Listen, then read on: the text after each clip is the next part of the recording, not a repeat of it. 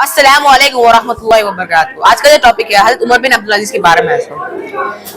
आपने बारे खिलाफत निभाने के बाद ये ऐलान किया, ए लोगो जिन जिन के माल व जायदाद जबर से छीन लिए गए उनकी शिकायत पेश की जाए, क्योंकि आज इसकी शिकायत पेश की जाएगी। हज़रत उमर बिन अब्दुल अजीज ने ये वादा किया था, मैं आप सबको उनके असली हकदार तक ला के दूंगा। उमवी दौर में बैतुल माल के अंदर और बाहर के हिस्से में बड़ी बेउनवानियाँ थी। जायज़ और नाजायज़ इनकम में कोई तफरीक न था।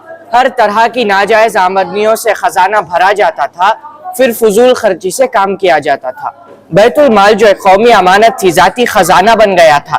उसका बड़ा हिस्सा खुलफा के ज़ाती मसारिफ और उनके ऐश व इशरत में सर्फ होता था। हज़रत उमर बिन अब्दुल अजीज दोनों बेउनवानियों का तदारुक किया, शाही खानदान के तमाम मखसूस वजीफे बंद करा दिए, खिलाफत के आराइश व ज़िबाइश के मसारिफ बिल्कुल ख़त्म कर दिए गए। हज़रत उमर बिन अब्दुल अजीज के तख्त नशीनी के बाद शाही इस्तांबुल के दारोगा में सवारियों के अखराजात तलब किए तो हुक्म दिया कि उन्हें बेच कर उनकी कीमत बैतुल माल में दाखिल कर दी जाए। जहाँ तक मेरा मामला है, मेरा खच्चर मेरे लिए काफ़ी है। बैतुल माल की आमदनी बढ़ाने के लिए हज्जाज नौ मुस्लिमों से भी जिजिया यानी टैक्स लेता था। आपने हुक्म जारी कर दिया कि जो लोग मुसलमान हो जाए उन्हें जिजिया साकिब कर दिया जाएगा।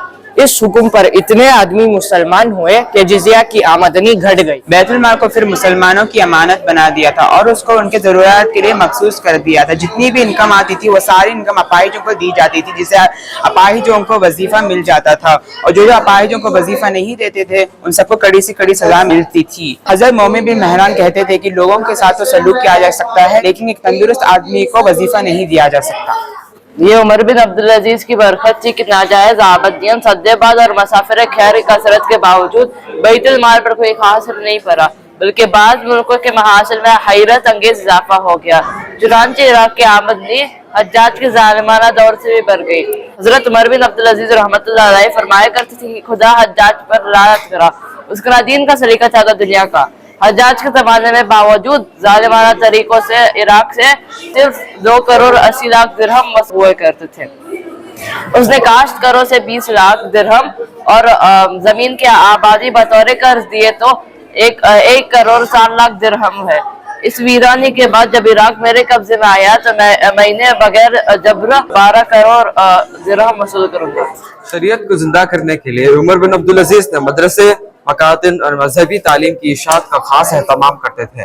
आपने क़ाज़ी अबू बकर इब्न हज़्ब को खत लिखा, लोगों की इल्मी शरीयत की इशाअत करें, तालीम के हल्के लगाएं ताकि इल्माम हो जाए।